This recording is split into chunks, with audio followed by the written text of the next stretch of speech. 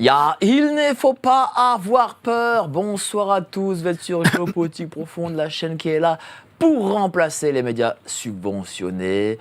Ce soir, on va parler ASE, l'aide sociale à l'enfance. Voilà un sujet qui n'est jamais traité par nos grands médias. Il y a comme une forme de grand tabou, une omerta nationale. Pourtant, nombre de choses s'y passent. Nos enfants y sont maltraités. Beaucoup d'argent circule aussi, et évidemment tout ça sous le couvert de l'État. Alors je reçois aujourd'hui Maître d'Angléans, spécialisé de ces questions. J'aurais dû recevoir aussi sa cliente Hinda Sebaï qui a ses 3 enfants placés gratuitement, mais malheureusement elle a quelques soucis aujourd'hui, encore de dernière minute, avec la justice. Non, mine de rien, la justice s'acharne sur elle, cher maître. Ah, la justice, bonsoir à tous. Donc, effectivement, Madame Hinda Sebaï a ses 3 enfants qui sont placés par le juge des enfants de Nanterre, je crois que c'est ça, oui. Et du reste, je vais vous en parler. La juge des enfants de Nanterre qui gère le cas des enfants de Madame Sebaï a déposé plainte contre moi auprès du bâtonnier de la Seine-Saint-Denis parce que je lui ai adressé une lettre qui lui a, semble-t-il, déplu. Qu'est-ce qu'elle dit, cette lettre ? Écoutez, je peux la lire, hein. Vous voulez que je la lise ? Si c'est pas trop long, oui. Mais... Non, moi je vais la lire. Alors, Madame la juge des enfants, j'ai l'honneur de vous adresser la présente en qualité d'avocat de Madame Hinda Sebaï. En vue de l'audience du 28 juin 2024, je vous remercie de bien vouloir me communiquer par Plex Justice l'ensemble des pièces de la procédure. Bon, on m'a communiqué les pièces de la procédure, pas de difficulté. Madame Hinda Sebaï n'a plus aucune confiance en vous. Elle estime que vous n'êtes pas une juge impartiale. En conséquence, elle vous demande de vous déporter pour le jugement de cette affaire. Donc, vous avez confié les 3 enfants de Madame Hinda Sebaï à l'ASE 92, qui est incapable d'assurer la sécurité de ses 3 enfants. L'un de ces enfants est atteint par une maladie sérieuse au niveau de la tête, une sorte d'infection du crâne chevelu, du cuir chevelu, mais quelque chose qu'on ne voit jamais, ça n'existe pas. On retourne au Misérable de Victor Hugo, hein. C'est-à-dire pourquoi vous dites ça ? Parce que cette maladie qu'a son enfant, il l'a attrapé oui. À l'ASE, c'est ça ? Ah bien sûr qu'il l'a attrapé à l'aide sociale à l'enfance 92, bien entendu. Il n'avait pas ce problème avant d'être déporté dans un foyer, et je crois que c'est un foyer des apprentis d'Auteuil, hein. Bon, maladie sérieuse, aucun traitement n'a été entrepris. Une situation qui caractérise une infraction pénale, c'est de la mise en danger d'autrui, de mauvais traitement contre autrui. Et donc, à la suite de cette lettre, oui. Madame le juge a décidé, a fait un signalement contre vous, visiblement. Voilà, semble-t-il, cette lettre lui a déplu. Alors, revenons à l'affaire de Madame Hinda Sebaï. Sebaï, voilà. Elle a 3 enfants. 3 enfants. Et qu'est-ce qui se passe ? Alors, ce qui se passe, c'est qu'à un moment, ces enfants ont indiqué qu'ils auraient été victimes de comportements ou de gestes de nature sexuelle qu'on peut caractériser de déviants. Donc, elle a fait un signalement. Elle a déposé une plainte. Une information judiciaire est ouverte. Et aujourd'hui, eh bien... elle ne peut voir ses enfants qu'1 heure par semaine. Voilà. Non, 1 heure par mois. 1 heure par mois. Elle a fait ce signalement contre qui ? Contre le père de ses enfants. Hein. D'accord. Donc elle a fait le signalement contre le père de ses enfants. Et parce que... Alors, elle fait un signalement contre le père de ses enfants, mais ce n'est pas lui, au final, qui est mis en cause, c'est elle. Voilà, donc une information judiciaire est ouverte, un juge d'instruction est désigné, présumé innocent, bien sûr, il n'a pas encore été auditionné. D'accord. Et alors, l'aide sociale à l'enfance, on est mécontent du fait qu'elle a soulevé cette problématique. Et ses 3 enfants sont placés. Madame Sebaï ne peut voir ses enfants qu'1 heure par mois. Vous imaginez, c'est très, très, très, très peu. Hein. ces 3 enfants sont placés, c'est-à-dire que les services de l'aide du département perçoivent pour la gestion de ces enfants aux alentours de 20 000 euros par mois. Pour 3 enfants Pour 3 enfants, c'est 20 000 euros par mois. aux alentours Ou chacun. Non, aux alentours de 20 000 euros par mois pour ces 3 enfants. Et elle ne peut avoir qu'une heure de visite médiatisée par mois. Mais attendez, pourquoi ils lui ont repris ces enfants alors que c'est le mari qui a des... qui aurait des attitudes pédophiles. Alors, on ne sait, voilà, il est présumé innocent. Voilà, on ne sait pas ce qui s'est passé. Toujours est-il qu'une enquête est ouverte et les enfants sont placés. Et pourquoi ils sont placés? Comment ils ont justifié ça là? Le placement, c'est parce que les parents se mésentendent, les parents se séparent. Alors, on a estimé, l'aide sociale à l'enfance a estimé que ces enfants devaient être placés. Voilà. Et pas avec leur mère. Ils ne sont pas placés avec leur mère. Non, mais je veux dire, l'aide sociale a estimé qu'ils ne pouvaient pas être avec leur mère. Ah non, ils ne pouvaient pas être avec leur mère, alors qu'elle ne leur a fait absolument aucun mal, aucune maltraitance, aucune violence, rien du tout. Donc ces enfants sont placés dans des foyers dont... Ils sont ensemble? Je crois qu'ils ne sont pas tous ensemble, mais à tout le moins... C'est-à-dire qu'ils ont séparé les 3 enfants. Je crois qu'il y a peut-être 2 dans un foyer et 1 dans un autre. À tout le moins, il y a le plus jeune à, je crois, 8 ans, un peu plus jeune, un peu plus grand. Et ces enfants donc sont placés dans des foyers. Je crois que l'un des foyers est géré par l'association Apprentis d'Auteuil. Voilà. Et elle ne peut voir son enfant en visite médiatisée qu'une heure par semaine, qu'une heure par mois.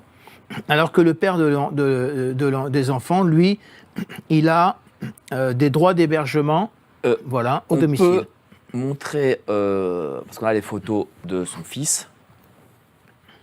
Allez-y, voilà ce qu'il a dorénavant, son fils. Voilà. C'est horrible.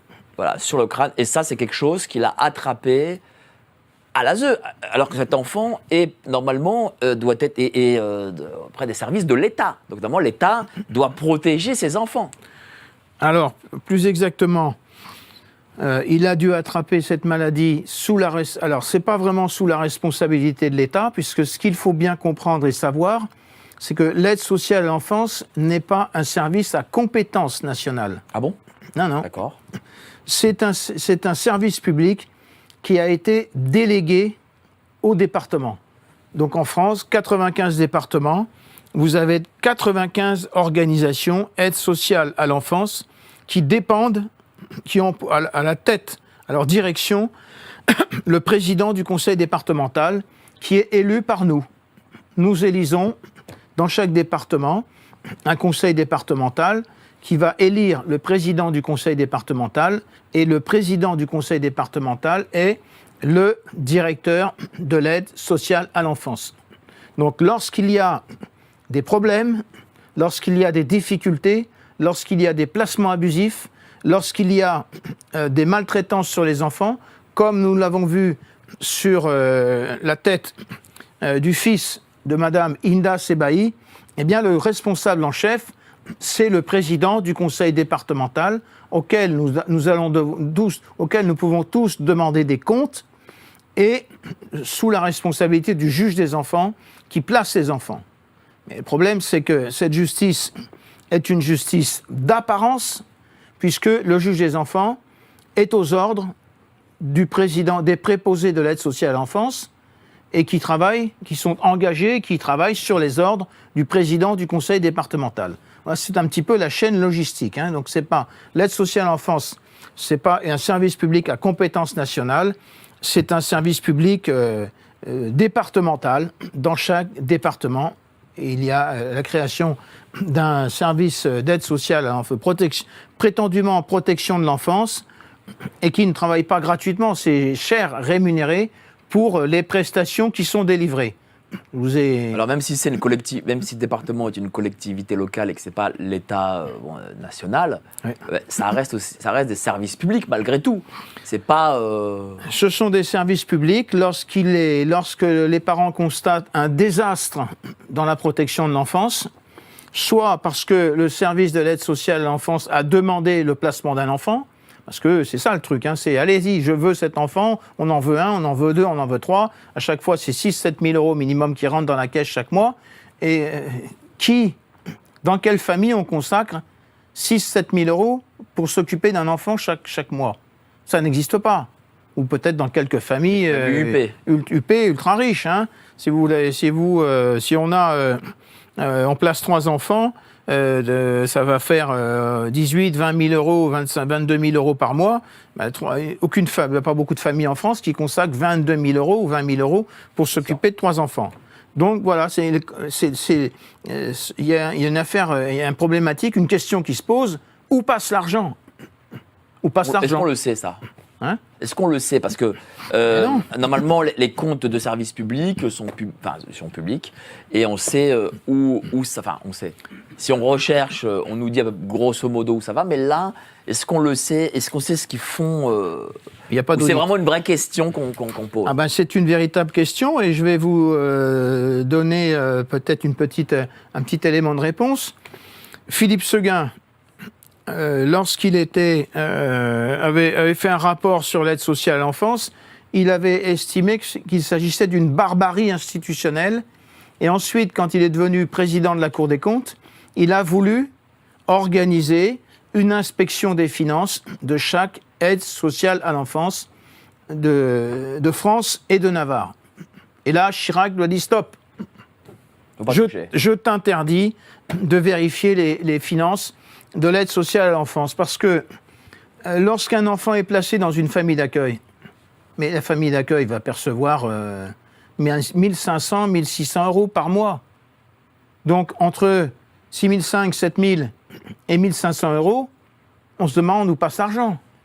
Hein, c'est la question qu'a posée Macron. Ça coûte un pognon de dingue, où passe l'argent?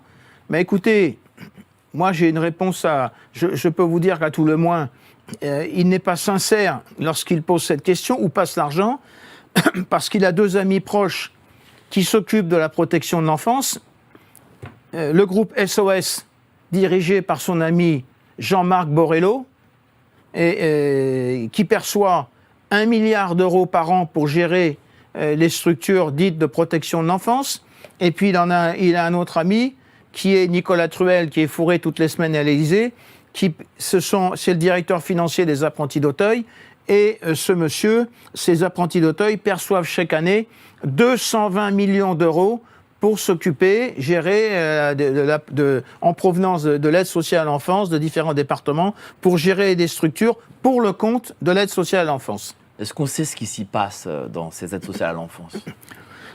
Il s'y passe des choses qui sont, on pourrait dire, ces gens-là ne vont pas leur plaire, qui ne sont pas très catholiques, à tout le moins. Hein. À tout le moins, moi j'ai un dossier, Jean-Philippe D, voilà, placé jeune par l'aide sociale à l'enfance 59, le nord de la France. Donc l'aide sociale à l'enfance 59 va sous-traiter la gestion de cet enfant, et c'est invraisemblable, en Belgique. Ils l'ont déporté en Belgique, dans un foyer pourri, qui devait être géré par des gens de style Marc Dutroux, probablement. Hein. Pourquoi vous dites pourri? Qu'est-ce que ça veut dire Il a été violé, en long, en large et en travers. Et la justice française, il a fait une procédure devant la justice française qui récemment lui a donné 3 000 euros en dédommagement du fait d'avoir été déporté en Belgique, hein, et puis violé en long, en large et en travers dans ce foyer pourri. Est-ce que c'est ce qui arrive est-ce qu'on sait ce qui arrive aux enfants de Madame Hinda Sebaï? Non, les enfants de Madame Hinda Sebaï, on n'a pas d'éléments permettant de savoir qu'ils auraient été victimes de sévices volontaires dans le cadre de ces placements, mais à tout le moins, on s'aperçoit qu'ils ont des dégâts au niveau du cuir chevelu, une espèce d'infection, une maladie absolument incroyable. Et alors la représentante de l'aide sociale à l'enfance est venue expliquer à l'audience qu'on lui fait des shampoings. Voilà, on lui fait des shampoings pour le traiter. Mais c'est absolument invraisemblable. Ça dure depuis au moins 2-3 semaines. Hein. Ça, c'est une situation... C'est-à-dire quoi? Ça veut dire que les conditions d'hébergement sont insalubres? C'est comme ça que sont traités les enfants de l'aide sociale à l'enfance. C'est-à-dire que voilà, ils vivent dans des conditions insalubres, on les lave pas, on les éduque pas. Voilà, c'est ça. Je pense que d'un établissement à l'autre, d'un placement dans une famille d'accueil à l'autre, il y a des prestations qui sont totalement différentes. Il n'y a pas de contrôle. Et lorsqu'il y a des mauvais traitements, lorsqu'il y a des infractions pénales qui sont commises, le procureur couvre. Voilà. On est retourné aux pratiques d'Ancien Régime. Ces gens-là ne sont pas poursuivis. Mon propre fils, qui avait été placé abusivement, je le retrouve le jour de son premier anniversaire. Je vois qu'il est tout brûlé à l'urine. Je porte plainte. Eh bien, le procureur classe sans suite parce qu'il considère que ces gens-là sont au-dessus de la loi pénale. Ils veulent rétablir l'article 75 de la Constitution de l'an 8, 1799, qui avait posé le principe que pour poursuivre des gens qui travaillent dans les services publics, devant la justice pénale, il faut l'autorisation du Conseil d'État. Eh bien, on se pose la question de savoir si certains procureurs n'ont pas rétabli dans notre ordonnancement juridique cette disposition pénale pour protéger les gens de l'aide sociale à l'enfance qui, ici, là ou ailleurs, commettent des infractions pénales. À tout le moins, il n'y a pas de contrôle. Et lorsque l'on vient se plaindre de situations qui ne vont pas, qui ne sont pas normales, eh bien, on fonctionne sur le principe, c'est presque un principe sectaire, on va vous dire, le logiciel sur lequel repose cette prétendue aide sociale à l'enfance, c'est « tu t'écrases, sinon on t'écrase ». Voilà. Pardon, monsieur, je suis confus, j'ai garé mon briquet. On a aussi tendance à jouer avec le feu. Google, qui est une création de la CIA. L'équipe de Géopolitique Profonde vous donne le meilleur de l'actualité brûlante. Mais en échange, on veut un geste de votre part. Merci de ce geste d'amour, on vous le rendra. Ravi.